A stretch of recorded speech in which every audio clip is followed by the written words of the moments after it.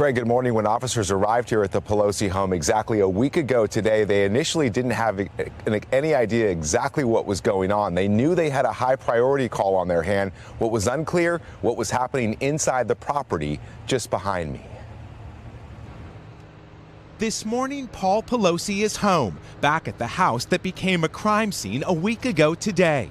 NBC News learning new details about the moments police arrived. Sources familiar with what unfolded in the Pelosi residence now revealing when officers responded to the high-priority call, they were seemingly unaware they'd been called to the home of the Speaker of the House. After a knock and announce, the front door was opened by Mr. Pelosi. The 82-year-old did not immediately declare an emergency or try to leave his home, but instead began walking several feet back into the foyer toward the assailant and away from police. It's unclear if the 82-year-old was already injured or what his mental state was, say sources. According to court documents, when the officer asked what was going on, defendant smiled and said everything's good. But instantaneously, a struggle ensued as police clearly saw David depape strike Paul Pelosi in the head with a hammer. After tackling the suspect,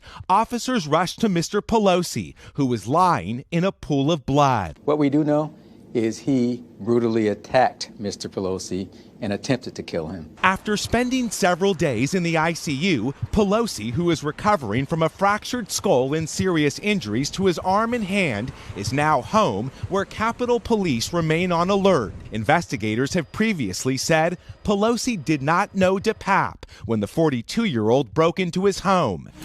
Why Pelosi didn't try to flee or tell responding officers he was in distress is unclear. Fear takes over. Fear freezes people. This morning, the 82-year-old lucky to be alive after an intruder nearly killed him in his own home.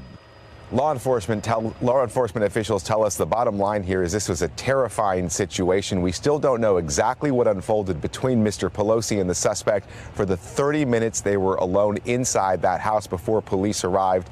Officials who are investigating this matter would not go into further details about these new details. Craig, back to you. Yeah, one thing's for sure, though. He is lucky to be alive. Miguel Almaguer for us. Miguel, thank you.